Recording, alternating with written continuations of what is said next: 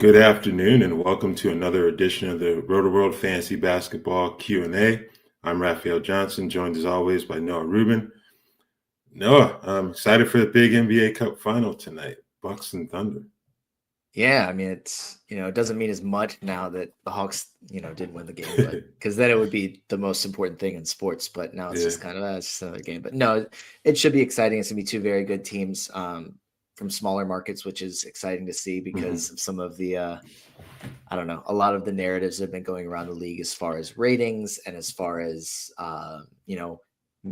was I think it was on NBA.com. There was published it may not be the teams that people were wanting to see, and it was like, what are you talking about? Like Yeah. the Thunder and the Bucks. This is two, I'd say, pretty easily top 5 players playing, and then the Thunder are one of the best defensive teams and an incredibly deep team, and then the Bucks obviously still have Damian Lillard, and then are still a good team. So I don't know. I'm excited about it. I think it's two very deserving teams, and so it should be fun.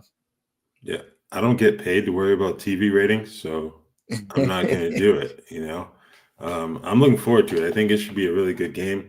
The Thunder are clearly one of the best teams in the league, and I don't know if there's a team that's been playing better than Milwaukee over the last month or so. So it should be a fun matchup.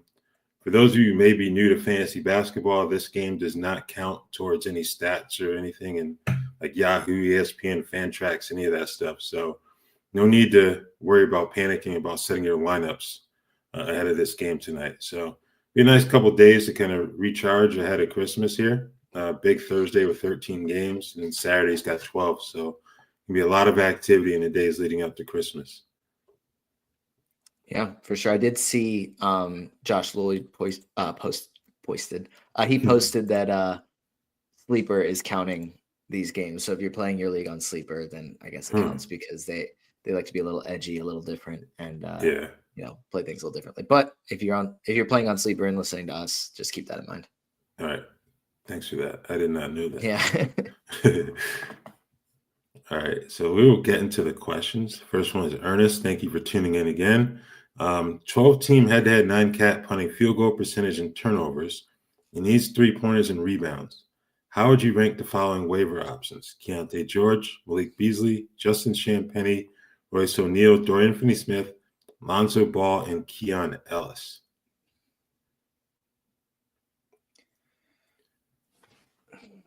It's not a terrible order that it's currently in.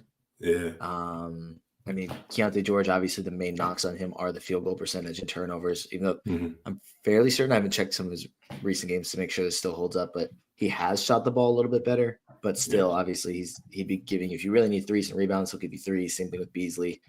Feel like if you need threes and rebounds, Champagnie, Royce O'Neal, and Dorian Finney-Smith are probably better options to give you both. But I feel like what is like this list right here is not ranked kind of pretty good. Maybe Keontae George, then Champagnie, maybe. I don't know. I feel like it's kind of a lot to consider. Yeah, I can see George just because I think of all these options, he may have the best like rest of season value. Just because even if Utah were to pull the plug on things, I think he's one of the players who's going to have to play, just so they can figure out what they have in him moving forward. After that, Malik Beasley probably has increased value for threes right now because of Tobias Harris's thumb injury. So I can certainly see him being second on this list. Champagnie's in a similar spot with Kyle Kuzma, and he may be someone who has increased value as the season progresses for tanking reasons. Not that Washington really has to try too hard to tank. So, yeah, I don't know. I like what I've seen from Lonzo Ball. I didn't shoot it very well last night, 2 for 9 from the field, but a lot of the other stats, he gave you some good value. Also, 23 minutes, season high for him with the Josh Giddey injury. If he can get to 25 minutes, I think Lonzo Ball would be an intriguing option here. Yeah, I mean, he's definitely a fantasy-friendly player, but I know there's also been the rumors and reports that they're actively trying to trade him. What does his role look like with the new team? So, I mean, he's definitely looking better than he did earlier this season and obviously the last like 2 years. But yeah, I'm pretty confident Keontae George is probably the main guy I'd go, and then probably one of Champagnie, Royce O'Neal, or Dorian Finney-Smith would probably be as far as this build. All right, yeah. For some context on George, top 100 over the last 2 weeks, 2.2 3-pointers, 4.6 rebounds, and he's shooting a little under 45% from the field. So the shooting has improved recently for him. They got drilled last night by the Clippers, but that really has nothing to do with fantasy basketball. So, and Chad is tuned back in. Thanks again for joining us, Chad. At what price point does Malik Monk become a must-sell? He's been arguably the most absurd player in the month of December, and just dropped an all-around gem with Murray out. Keegan Murray, obviously. I don't know if I'd classify him as a must-sell, though, because I have a hard time believing he's going to be dropping back to the bench anytime soon. So I think you certainly can sell high. I'm not really sure what type of value you'd get in return for him, but I don't know if I would classify him as a must-sell just yet. Yeah, he's definitely not a must-sell. He is a guy that you can look to trade, but I would only be doing it to get a really good player back. I wouldn't be selling low on him at all. I know I said this on multiple shows, including this one, that there's just no way that the playmaking keeps up for Malik Monk. When he moved to the starting lineup, he was, and right before he moved to the starting lineup, 9 assists, 6 assists, 12 assists. Last 2 games, he's back up to 9 assists. So maybe that is something that will just be able to stick a little bit. So I don't think he is a must sell because, like you said, he's not moving back to the bench, and he has found ways to be a good fantasy player even when his shot isn't falling. So no, I mean, you can sell him, and I think if you're able to get a 3rd round, 4th round kind of guy, then maybe I would. But you can also just keep him, and he's going to be really good. Yeah, I think in terms of price point, I would say top 35 to top 50. I think at that point, then you're talking about must sell, because to Noah's point, as good as he's been, I don't know if he's going to be able to maintain his playmaking value throughout the rest of the season. So if you get someone in that top 50 range that you feel pretty safe getting that type of value for the rest of the season for them, then I think you would entertain it. But I don't think I would go any lower than that just because of how well he's playing and the role that he's likely to have for the rest of the season. Yeah. All right. Daniel is tuned back in. Appreciate you as always, Daniel. Is Buddy Hield a drop in 10-team 9-cat head-to-head? I feel like he isn't like a guy that he's difficult to roster because obviously the highs are high and then the lows are, pretty low. He doesn't really do anything. But I think the fact that he has started the last 3 games and 4 of their last 5 is a little bit more encouraging as far as whether or not I'd hold him. But in a 10-team league, I think it's a little bit harder because there just might be too many other players that I'd rather have rostered. But I mean, he started the season so well and just hasn't really been there consistently since then. Aside from a couple of their recent games, he's been pretty good as a starter. So I don't know. It's kind of somewhere in the middle there. Like if there's somebody that you really want to add, then I think it's fine to drop Buddy Hield. But also the fact that he's starting more recently, I might not be as quick to drop him. Yeah, I think it all depends on who's on your waiver wire. We'll see how the Dennis Schroeder addition impacts that dynamic within the rotation. They clearly need a playmaker. He doesn't seem to fit the Warriors mold in terms of what they have, which may be a good thing for them in terms of contention. As for fantasy value, you do wonder what type of hits some of these guys will wind up taking once they try to work Schroeder into the fold there. So I don't know if he was necessarily a lock to be rostered in 10 teamers, to be honest with you. So right.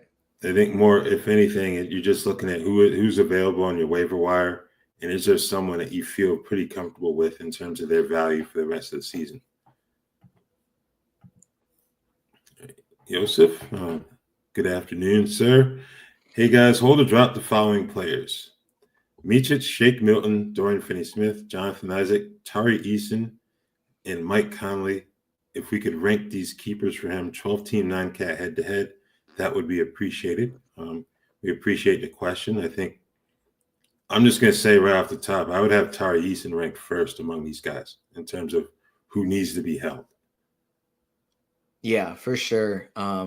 If this is like a keeper league, then definitely he's the only guy I would say you should keep into next season as well. The rest are kind of eh. As far as who I'd hold and drop, I feel like I'd be pretty easily dropping Micic with LaMelo back. I think Shake Milton is a guy that I would hold on to with Dennis Schroeder gone. I think you can hold Dorian Finney-Smith. Jonathan Isaac is. I need to just check where his minutes are at because they kind of change. But Tari Eason definitely a guy to hold. Mike Conley, it kind of depends on your build, in my opinion. But I think he is a guy that I'd be fine holding. And actually, just giving a quick look to Jonathan Isaac. Unless you're just really desperate for the defensive stats, I think he's a fine player to drop because the minutes just aren't there. Yeah, he's basically a 15-minute guy right now. So, I think Micic, even with LaMelo kind of not being on like an official restriction last night, Micic only played 16 minutes off the bench. And you have to figure that's just only going to decrease as LaMelo, shakes off the rust here. So he's a definite drop. I agree on Milton and Finney-Smith. Those are guys that if you have them, I'd hold on to them for now just to see how things shake out. Dorian Finney-Smith is certainly going to have interest in terms of trade value between now and February for sure amongst contending teams. So we'll see what happens there. Shake Milton's going to have value just because they really don't have any point guards on that roster besides him. Like, I know Ben Simmons has point guard eligibility in Yahoo leagues, but it's like he's not really a point guard. He's more like he's a playmaker for sure, but he's not a point guard. So Shake's going to have his opportunities for sure in the short term here. But I think only guy that really does anything for me fantasy-wise in this list is Tari Eason. Yeah, and I think just adding in on Milton, in their last game, which I think was their first without Dennis Schroeder, he only played 17 minutes off the bench, and Ben Simmons was kind of the guy starting at point guard. Yep. So I would still hold on to him just to, because they lost by 30. Maybe they're like, maybe we should give Shake Milton more minutes. So I would give it a couple games before I'm just like, oh, he only played 17 minutes. I don't want him on my team. Yeah, it's a good point. All right. The bigger bust, Dante DiVincenzo or D'Angelo Russell? It's probably Dante, but I think we discussed this on a prior show. You kind of have to ask yourself what you're expecting from him because the situation clearly wasn't what it was in New York last year, where once guys started getting traded or injured, he had free reign to fire up as many shots as he wanted to. So you clearly weren't going to get that level of Dante in Minnesota, but it has been a bit startling to see how far he's dropped in terms of value this year. I would say D'Angelo Russell is the bigger bust to me, but I mean, both have been pretty bad. But I think it's the fact that D'Angelo Russell, a lot of his issues in the past have been, he plays really well during the regular season, at least until the trade deadline. Kind of, he's here the rest of the year. It tails off maybe a little bit, and then the playoffs is when he just has some games where he just doesn't show up. So to see him struggle like this, which part of it has been less minutes, but it also has been he's just not hitting shots the same.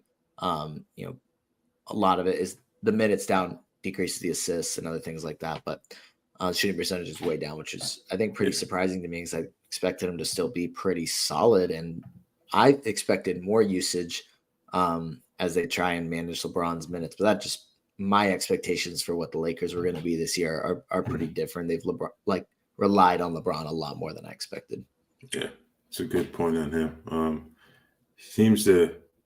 He's never. I don't think he's ever outwardly said that he doesn't like coming off the bench, but body language, it kind of seems unmistakable that he would much rather be at the starters. But I don't know if that's the best fit for this team right now to have him as a starter. So we'll see what happens as the season wears on, but. Yeah, neither one of these guys has been very good in terms of fantasy value this year, unfortunately. All right. Another question from Daniel. How safe is Julian Champagne's value for the rest of the season? Now, he's currently, according to Basketball Monster, ranked 98th in 9-cat per game value. Wow. I don't know if he's going to be a top 100 player the rest of the season. He's played well. Don't get me wrong, but I kind of wonder if there's going to be a point where you have a healthy Devin Vassell, a healthy Stefan Castle, and those guys take on even more of the workload, especially when you have Jeremy Sohan back in the fold too. So I don't think he's going to be – I certainly don't believe he's going to be a top 100 player the rest of the season. I think he's not going to fall out of the rotation completely though. So I don't know. It's been fun to watch, but on the flip side, it's kind of like, all right, when are they going to hand the keys over to guys that they have a little bit more invested in down there?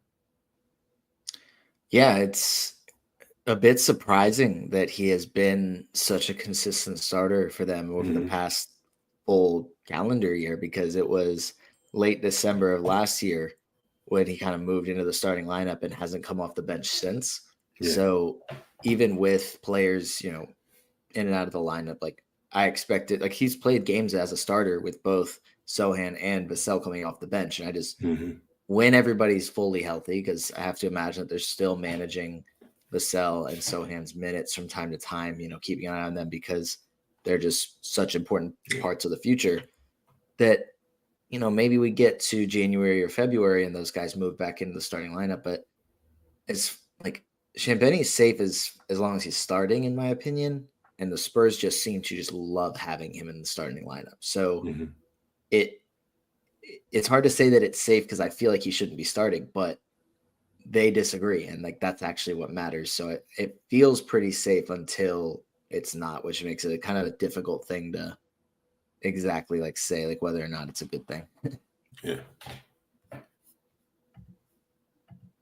right. Kool-Aid Tripping is back. Thanks again for tuning in. My team is getting healthy now. Finally, I need to drop 2 players out of these 4. Nick Richards, DeAndre Hunter, Alsar Thompson, Tari Eason. Who would you drop 9-cat formats? Ooh, that's a good question. It's a good problem to have. Yeah, definitely. I think I would drop. Yeah. Oh, go ahead.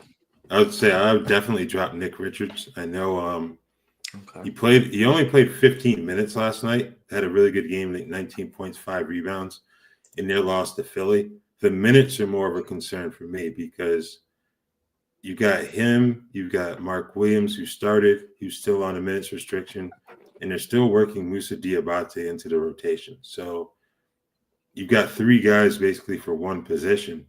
That's really concerning from a fantasy standpoint. And I think in the short term, he would definitely be one guy that I would drop. I think DeAndre Hunter would probably be the other one. He's been really good offensively, but in terms of category leagues, I think Alsar and Eason will have greater value in terms of the rebounding and some of the defensive stats, especially with Tobias Harris out up in Detroit. Yeah, I think I agree with that about being those 2 that I would drop. It does stink having a situation like this where you end up having to drop somebody that probably should be rostered. So I would say maybe you try and I think Richards is more fine to drop, but instead of just dropping DeAndre Hunter, trying to trade him with someone else just to get a better player. Yeah. What that looks like exactly, I don't know. I tried to do it in one of my leagues this year because I had my IR spots full. I had 3 of them and they were full. And then as guys were coming off, I was trying to trade players out and just nobody would take any deal. So I just had to cut like rosterable players, which was annoying, but that's just the reality. So I would try and do some sort of package deal before just dropping DeAndre Hunter. Or if it's easier to trade Asar Thompson and Tari Eason, then maybe doing that and keeping Hunter. But I think Richards is definitely the last one I would hold on to. And Hunter would probably be the one to cut if you're not able to make any sort of trade. Yeah. It's a good point about the 2-for-1. I didn't really think about that, but that would be an interesting avenue to pursue before just dropping him out, right? And that's if you have a trading league. I have plenty of leagues where people just don't trade. And it's fine. That's just what it is. But yeah. All right. 12-1 projects. Thanks for tuning in again. I just made a trade for Trae Young, traded away Kyrie Irving. Can Trae turn it around? Was it a good trade if I want to dominate assists? I think it was a good trade. I know Trae hasn't done as much scoring as he has in years past, but the assist, I think that's where you find the most value for him. The one concern, at least in 9-cat, would be the turnovers. He's averaging 4.5 per game. But I think what he gives you assist-wise is enough to make up for that. And he's top 20 in 8-cat, too. So I think Trey's fine right now, and I think he can be a little bit better as well. Yeah, I think for Trae, obviously the turnovers are never not going to be there for him. Yeah.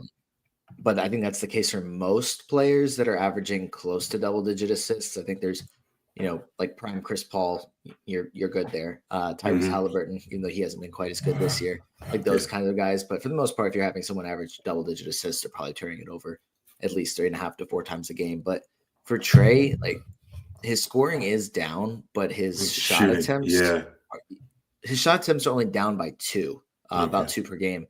But the shooting percentage is way down. So I assume at some point, like he's normally not good at for his field goal percentage, but I assume it'll get less atrocious. So, it'll probably take up a couple points, maybe get closer to like 23 or 24 a game because he's been shooting 39% from the floor. So everything else has been really good. Like the assists are career high, the rebounds are up, the steals are pretty solid. So he just needs to hit a few more shots. Whereas for Kyrie, I don't really see him getting significantly better in 9-cat as to what he's doing right now. Like if Luka were to have some sort of injury, which not ever going to hope for an injury, but that would give Kyrie just the ball in his hands a little bit more. He'll probably see the numbers go up with the efficiency go down, like typical stuff. But no, I feel much better about Trae.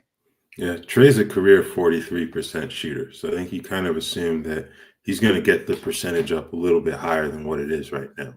Right. This isn't like Fred VanVleet, where you kind of assume he's going to shoot below 40% and just take it from there. I think he'll be safely above 40 in time for the fantasy playoffs. All right, Admiral Nita, thanks for tuning in again. Is trading Chet for RJ Barrett and Alex Sarr a good return or not enough in 12-team 8-cat? How confident should we be that Holmgren will be back to his usual self for the fantasy playoffs? Ooh. That is a business decision. Shoot. Yeah. Do you remember off the top of your head, or should I look it up when exactly he was expected to be reevaluated? I want to say it was 8 to 10 weeks. I believe so.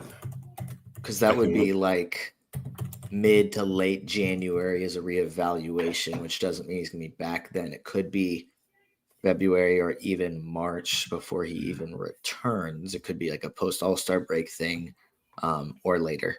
So if you feel pretty confident that you are going to make your playoffs with Chet just sitting on your IR, then I think it's fine to hold him. But if you're not entirely sure, then yeah, I'm not saying this is definitely the best package, but I think it's a pretty solid package because RJ Barrett's been playing very well.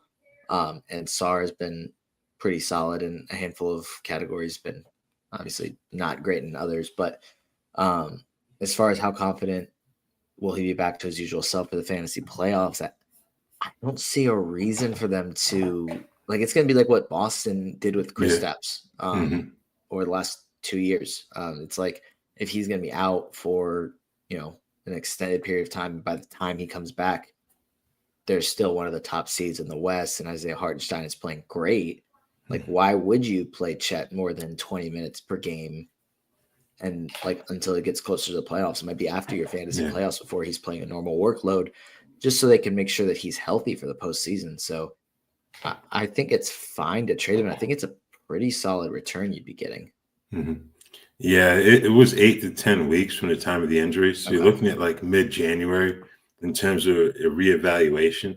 And then by then, the Thunder may also have the other Jalen Williams back from his hamstring injury. So there would probably be even less reason for them to rush Chet back. So I think that's fair in terms of the return. The field goal percentage, at least for Sarr, isn't going to be great, but he's going to play plenty of minutes.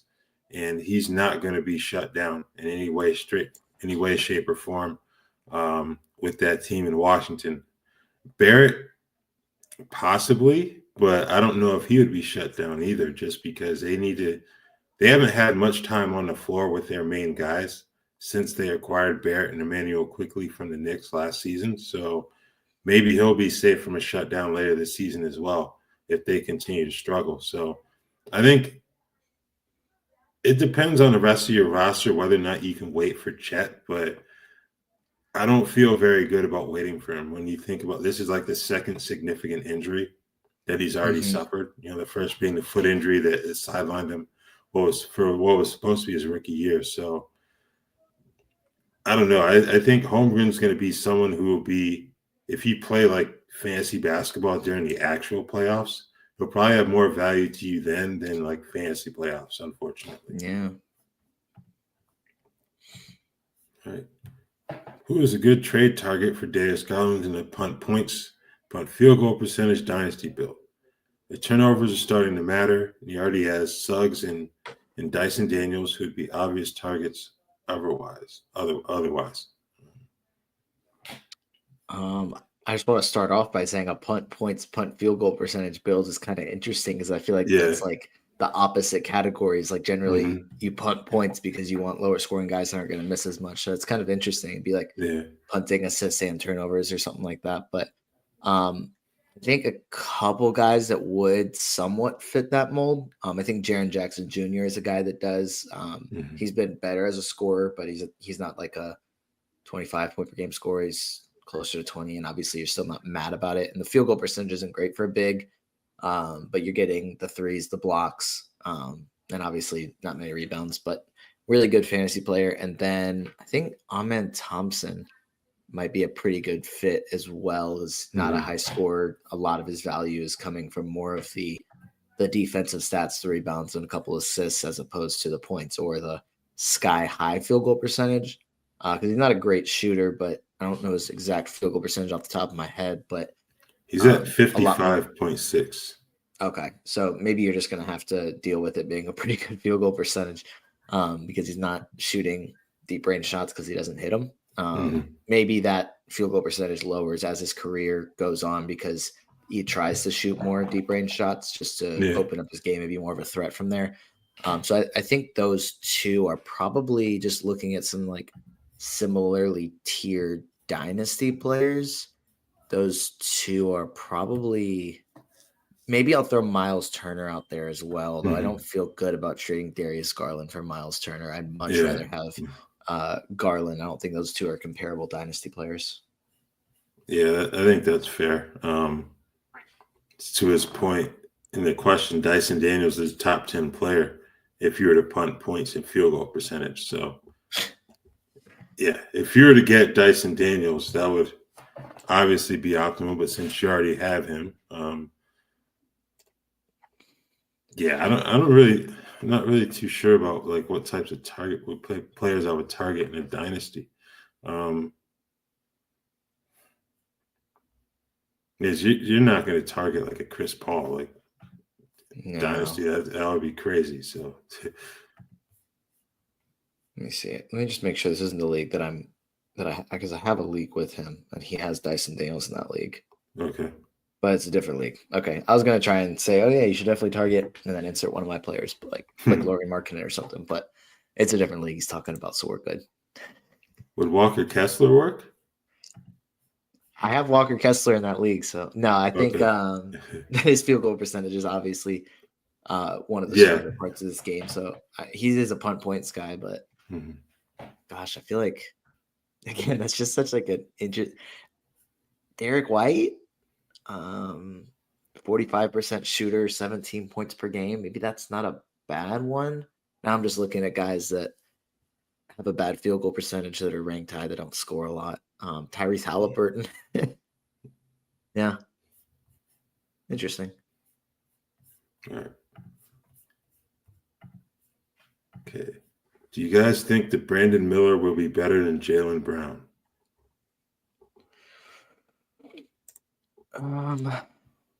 Is that like a this season question or like a long-term question? I'm assuming long-term. Yeah, I feel like that's I mean, if he approaches as good as Jaylen Brown, or if he can get anywhere close to that, like, then Charlotte made an excellent pick. Because I think I do it too, but Jaylen Brown sometimes gets, I guess, he goes under the radar a little bit just because of how good the team is, but he's obviously just an incredible player. As far as fantasy, it already feels like Brandon Miller's game is better for fantasy than Jaylen Brown's. So as far, in fantasy, yes, I think he will be. Yeah, I'd agree with that. Outside of fantasy, the question is, like, how much will he impact winning? And that's partially on the franchise as well, just because you have to have the right pieces around a player of his caliber to get things done, and that hasn't happened yet in Charlotte. So it'll be interesting to see how they continue to build out that roster in the years to come. Matt, thank you for tuning in. Would you trade LaMelo Ball for Damian Lillard in a Yahoo Points League? Who would I rather have?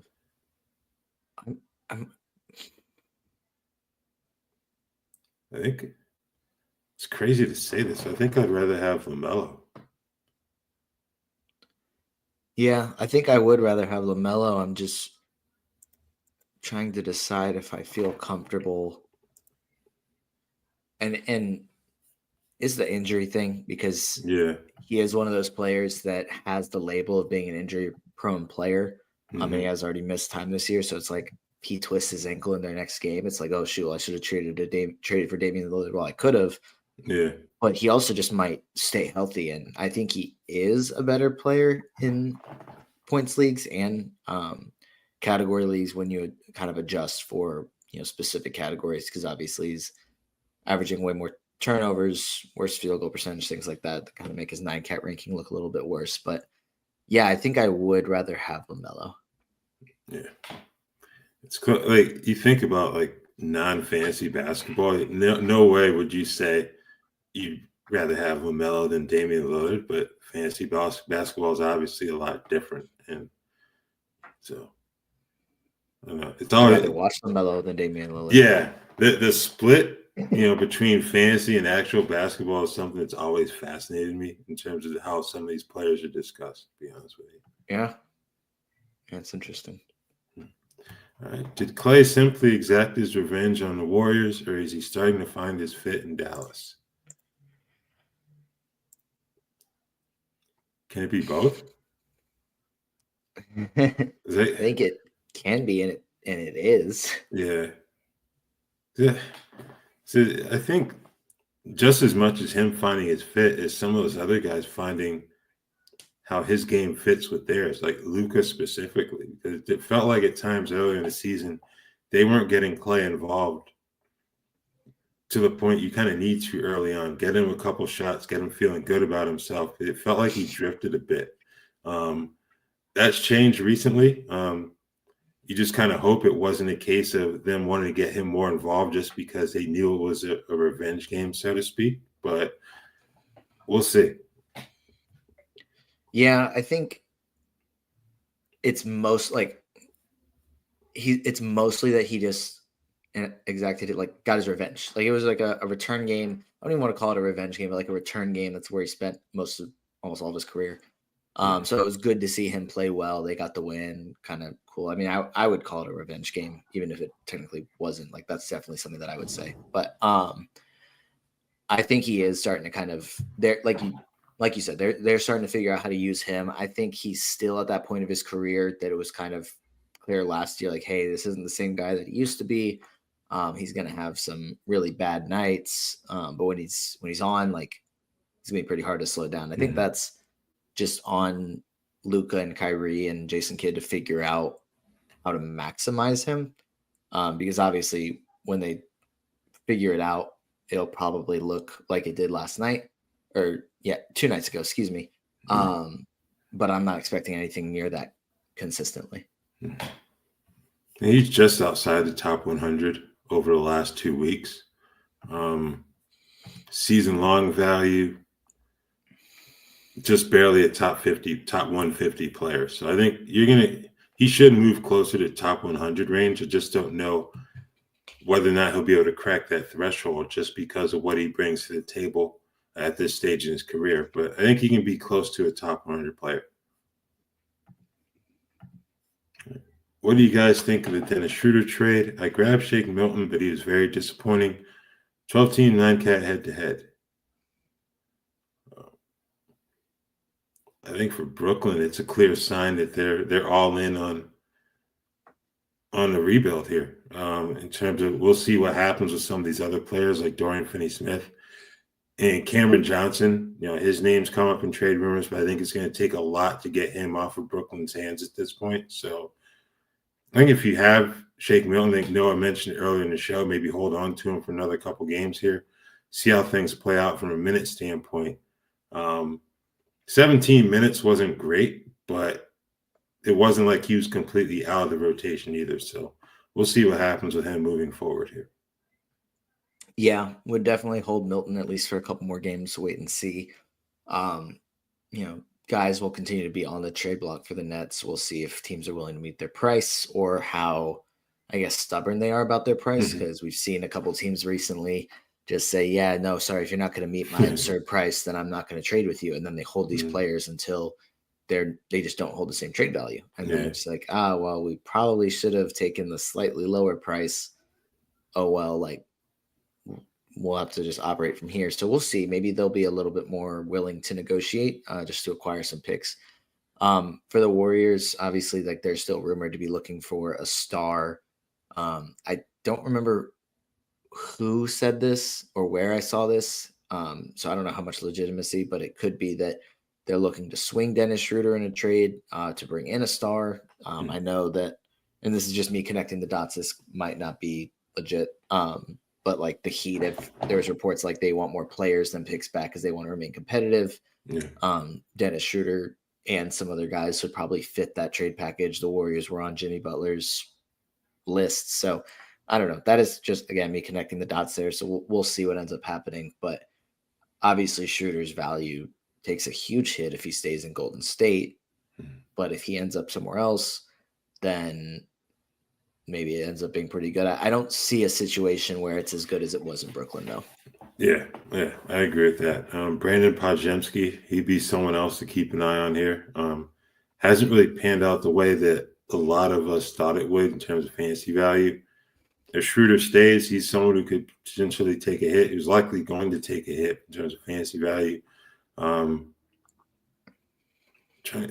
don't think it's a bit concerning we're in mid-December and Lindy Waters is getting rotation minutes, and we're not talking about serious injuries.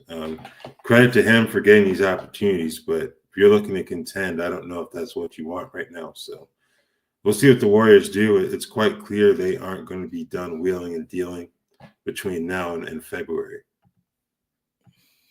All right. And speaking of Nets trade values, just want to ask about Dorian Finney-Smith's trade interest. Any concern the Nets have him priced too high with rumors of a first round plus more picks being what they want currently and a limited market for forwards? Yeah, I'm pretty sure it was that they would be looking for multiple firsts, and I feel like that's been their ask for him for a couple of years. I feel like that's definitely like a number that's been thrown around. So it probably is priced too high, but maybe it's not for like a contending team that's going to trade lottery protected firsts in 2029 and 2031 or something like that. So obviously it's different if it's like their next two firsts or something like that. But he is a player that will help contribute to winning. So there might be some contending teams that are looking to make a move in February that end up meeting that price or kind of close to that price. But I don't expect anything I know we've already seen a couple trades. I don't expect too many more before the trade deadline. Yeah, something we have to keep in mind is that the rumored price tag in December could be a whole lot different than what it is in February. I think at this time of year, you kind of want to set a high marker for teams to meet because, it kind of set the price. And you set the price high, then, I don't know, it's kind of like that quote, you shoot for the moon and if you miss, you land amongst the stars or whatever. Yeah. So I think it's one of those things where it's like if you're the Nets, you want to have like that high price tag out there early on. You can always negotiate. So we'll see what ultimately happens. I know they certainly want to continue to stock their draft coffers because of all the picks they lost in seasons past. But I wouldn't be too concerned. We'll see what happens with Finney Smith ultimately. They've shown they don't have an issue holding on to him, but I kind of feel like this may be the year they move on, especially if they can get a 2025 first from someone. Yeah, for sure. Miles Bridges has been dropped by accident in one of our leagues. Is he worth the full $120 FAB budget? I feel like I want to say no, because I think, like, is he worth the full budget? No, because I'd rather be able to stream in, 40 or 50 other times by putting in $2 or $3 each time I'm trying to pick somebody up than have Miles Bridges for the rest of the year. But he is a guy that it's hard to put an exact number on it, but like I would definitely be trying to spend a little extra to try and pick him up. And maybe somebody in your league ends up just blowing the full budget, and then it's like, dang, I can't do that. But I think the value of streaming in some guys is probably way higher than just Miles Bridges for the rest of the year. I think my question is, did the person who dropped him, did he say it was an accident? Or are we assuming that it was an accident? Because I kind of feel like if he said it, you guys don't want to do him a solid and give him back? Right. Like, that's cold-blooded, man. But hey, man, I don't know if I would pay the full 120 on a player of his caliber. Like, we've seen him have really good fantasy stretches. Like last year, I think it was like top 40 or somewhere around there. So it's certainly possible, but I think as Brandon Miller continues to emerge, I don't know if I'd want to spend all of my free agent waiver budget on Miles Bridges. Yeah, I agree. All right. Who do you guys like in tonight's NBA Cup championship match? I picked the Thunder last week, and I'm going to stick with the Thunder. I don't remember what I picked. I feel like it was. Then you picked. Did you say Rockets over Hawks or Hawks over Rockets, something like that? No, I think I joked about saying that. There's no way that was my action. I don't think anyway. But no, I mean, I want to say I said Thunder Bucks just because I feel like I definitely said Bucks, and at that point it was either the Thunder had already won, and then it was either Rockets Warriors. I'm pretty sure I said Thunder over Bucks. Maybe I said Bucks over Thunder. I don't remember, but I would definitely pick the Thunder at this point. I feel like I had some like narrative thing that I threw out as like oh no, I picked the Bucks because I said that Darvin Ham and Taurean Prince have never lost an NBA Cup game, and that's not going to start this year. All right. So I definitely picked the Bucks last week. And you know what? Just for the sake of that, I'm going to stick with that. They are the NBA Cup kings. They don't lose in the NBA Cup. Right. Sticking on the NBA Cup, would you guys rather watch the All-Star game or the NBA Cup final? I'd rather watch the NBA Cup final, to be honest with you, because you have actual competition here. I am interested to see how the new All-Star game format works out. I think having the winner from the Rising Stars Challenge involved could add a little competition, because those are young guys who are trying to get on that Sunday night stage as full-on All-Stars. So maybe they bring a little hunger that the game has been missing in recent years. So, but in terms of the basic All-Star game format versus the NBA Cup final, I'd much rather watch the Cup final. Yeah, I agree. I think from a basketball standpoint, obviously it's significantly better basketball. I think the All-Star game still has a little bit of appeal for me because it's kind of fun just to see everybody, throw up some threes and go for some fun dunks and just like have fun. Like, to me, it's still like a little bit of an appeal. It's just not the same. It's entertainment versus me enjoying basketball. Yeah. But I don't know if you saw this because it was just like 15 minutes ago ish that they announced it. Like, they finalized the format for the All-Star game. So it's going to be the 4 teams with the 3 regular All-Star teams and the Rising Stars. But I think this is the new part, that the general managers for each team. So Candace Parker is going to be the GM for the Rising Stars team. Okay. And then Charles Barkley, Shaq, and Kenny Smith are going to be the GMs for the All-Star teams, which I'm assuming it's some sort of draft. Yes, it is some sort of draft. So I hope that that's live, because I think it has to be. I think that's going to be arguably the most entertaining part. It's going to be frustrating from a basketball standpoint, because I'm sure there's going to be some disrespectful things said and some players that go way later than they probably should. But I think it'll be pretty entertaining to see what those three have to say as they're drafting their team. And I feel like everybody's already just kind of picturing it now. It's like, oh gosh, that's gonna be must see. Probably more must see TV than the actual All-Star game itself. Yeah, it's one of those things where you have to add, are you looking for like coherent analysis of each pick, or are you just looking for entertainment? Because I think there's going to be quite the difference based on what you're looking for in terms of a televised draft, if they go that route.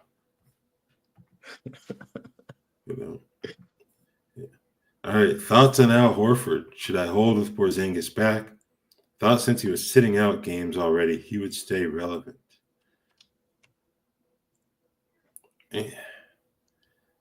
I guess I would hold. It depends on the size of your league. But Al's going to be someone who starts when any of those 5 starters sits, unless he isn't available himself. So I think you can afford to hold him as like an insurance policy, so to speak. But if you need actual production, I don't know if he's necessarily a must hold in like a standard 12-team league. Yeah, I still have him rostered in one league. I think it was the only one I had him rostered in the first place. But I think he is a guy that I'm not going to be looking to drop at this point. But I think we need to have the understanding that even if he starts, they're not going to push the minutes if the game isn't close. Kristaps Porzingis being back obviously limits his production. It's not going to be what it was early on this year. So I think he's a guy that is fine to drop if there is a better option, but he's not a guy that I would like definitely just want off my roster at this point. Yeah. Well, maybe you can get like some sort of fancy trade value for him. Probably another late round guy, if anything, but probably look at that before looking to drop him outright. Right. Okay. Posting for posterity. Herb Jones took 17 shots in his last game. That was definitely good to see. I think nice. They played the Pacers on Sunday, if I'm not mistaken. So, yeah, the tempo of that game kind of lend itself to guys getting up shots. So it's definitely good. No Ingram, no Zion. The opportunity would certainly be there for Herb to put up more shots. Yeah. Fun to see. I think it's seeing him contribute on offense to be an essential part of the offense it's good. He only made 6, but that's okay. He took 17, so beggars can't be choosers. We'll figure out that part later. Yeah, exactly. Jay Quiz, what's up? I have Lauri Markkanen. Who can I realistically target for a trade? I don't know about a specific player, but I kind of wonder if you're looking at like that top 40, top 50 range in terms of value, because he's been a little bit disappointing in terms of the production. He's someone I thought could be like an easy 2nd or 3rd round player, and he just hasn't been that this year. So I don't think you can target someone that high, but maybe like the 4th or 5th round, you may be able to get someone in terms of potential trade targets there. Yeah, I mean, the cop-out answer that I always go to is that it's whoever your league mates are willing to trade. Because, some may believe that Lauri Markkanen's going to bounce back. A lot of people may just be like, oh, he's just going to keep playing like this, and then the Jazz are going to tank and he's not going to play after February. Like, who knows? It may be very difficult to trade Markkanen at this point, to the point where it may almost be like you just ride it out, because it might be that the only players you can trade for are just not worth it. Like maybe a guy like, I mean, we talked about Malik Monk earlier in the show, who's playing phenomenal. Like if someone's looking to sell high on Malik Monk to buy low on Markkanen, then maybe that's something you just kind of have to do if you're looking to make a trade, is kind of accept that you're going to be on the you're selling low and buying high, but it could end up working out. I'm not saying that's even like a realistic example or something I would definitely want to do, but just looking at their 9 cap value, it's pretty similar over the course of the year. So yeah, I think it's hard to give a specific name. But if there's anybody that you have in mind that you're looking for and want to see if we would do that trade, then sure. Can Bub Carrington become a low-level triple-double threat in the NBA? I think so. He was one in college, so I think he definitely can. Yeah, I definitely think it's possible. I think one variable there is like, how long are they willing to commit to Jordan Poole? You know, in terms of using him as a focal point of that offense. Because even though he's came in on a hefty contract, the Wizards didn't sign him to that deal. The Warriors did. Then after about a year, decided, no, we don't want to pay that for him. So they traded him. But yeah, I think Bub, in a perfect world, will eventually reach a point where they just hand Bub the keys to the offense and let him run the show, because Jordan Poole's been better than he was last year, but I kind of feel like a lot of people just won off that amusement park ride, so to speak. Yeah. I mean, he already had I was just looking back because I think it was his first college game that was a triple-double. He didn't do that in the NBA, but he did have a 10-10-8 game earlier this year and a 16-6-6. The assists haven't really been there as much recently, but yeah, I think, he will eventually. Aditya is back. Thank you for tuning in. I hope I did not butcher your name, by the way, but questions are always appreciated. Do you hold Royce O'Neal or drop him to pick up Alsar Thompson? Yahoo head-to-head, 12 team, 15 cap. I would drop him, especially if Alsar Thompson is the player you're looking to get here. I would take Alsar Thompson because I'm not sure if Bradley Beal is going to be back by the end of this week, but there's always that variable compared to Tobias Harris's health up in Detroit. And Tobias usually stays pretty healthy, but I think they were going to get to a point where Alsar is going to get really good minutes, even if he's still coming off the bench. So I would rather have Alsar Thompson in this spot here. Yeah, I think, but it also may depend a little bit on what the other 6 categories are. I was trying to do some math in my head to try and figure it out. My guess is that along with regular rebounds, you have offensive and defensive rebounds, probably 3-point percentage, free throws made. So that's 4 more categories, and we're still looking for 2 more. My guess is we're either like double-double and triple-double, or it could be field goals made, it could be fouls, it could be some other like shooting percentage things like effective or true shooting. Anyways, I'm not sure exactly. Does Yahoo do true shooting or effective field goal, or is that just like a Fantrax thing? I'm not sure, but anyways, that's fairly off topic. I would rather have Alsar Thompson as well. Are they rushing Scotty Barnes back too fast, or is the ankle overstated? I don't know. It is kind of interesting that a guy who's gone from I can't feel my foot to already ramping up in a little over a week. So I don't know. I think they may dial it back a little bit just because they're one of the worst teams in the NBA right now, and I don't think having Scotty Barnes at less than 100% is going to change that for the positive. So we'll see what happens there, but I don't know if he's all that close to returning, to be honest with you. I know there have been good reports recently, but yeah, I'm not too sure about him getting back maybe like before the end of week 8 here. Yeah, I didn't realize that he was like those are the reports, and now that I'm looking back and saying out of the walking boot, did a little shoot around, not clear for contact. I think he's still not all that close, like you said, to a return. So I don't think that they're rushing him back, especially because it's not like he's questionable for tonight or anything like that. Or whenever their next game's Thursday, questionable for that. I hope that the ankle was overstated, or maybe he just had like a really severe pain in the moment. And it wasn't as bad as what he was feeling, which would be good because then he'd be back on the floor soon. But yeah, when he is saying I can't feel my foot, like that was, to me, it was like, oh, like this guy's gonna be out for a while. So hopefully he's back soon. Yeah. All right, Michael asks, is it worth dropping Shake and Ochai Agbaji for Jaden McDaniels and BJ Boston? 9-cat, 12-team league.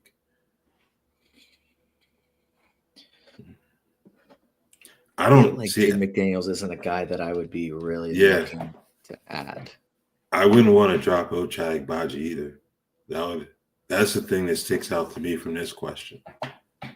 So maybe Shake, again, I think we said that he's not a guy that you should drop yet, but if you're getting, so Jaden McDaniels is obviously a starter that has played very well over their last 2 games, but before that he was kind of so I think I'm not sure if it's just like a little bit of a hot stretch or if maybe he's kind of turned the corner. It's I guess kind of always the risk with fantasy. So yeah, not dropping Ochai. I probably wouldn't drop Shake yet, but these options are maybe making me consider it a little bit. And let's see, we're going to close out with some clarification on the 15 categories here. Flagrant fouls. That's awesome. So basically, Draymond Green can't be on your roster, right? Yeah. Like he's one. Isaiah Stewart probably be another one. Like, yeah. We're probably Isaiah going to take a Stewart hit on in the this do category. not draft list is crazy. But yeah, that's a lot of categories. Double doubles, triple doubles. Those are the 2 that immediately come to mind. Like, yeah, I probably can't draft these guys. But yeah, I'm trying to think of who else would just be like. Nobody else consistently is like known for getting flagrant fouls that I can think of. I don't know. Now I feel like that's all that's going to matter to me. Maybe we need to try and find different questions to talk about. All right. Well, our hour is up. I just want to say thank you as always to you guys for tuning in and asking some really good questions. Looks like Matt Carmody is picking the Bucks as a Bucks fan tonight, but enjoy the NBA Cup final. And then again, no games on Wednesday, but we got 13 on Thursday. Thanks again to Noah as always for joining on the podcast. And thank you guys again for tuning in. Take care.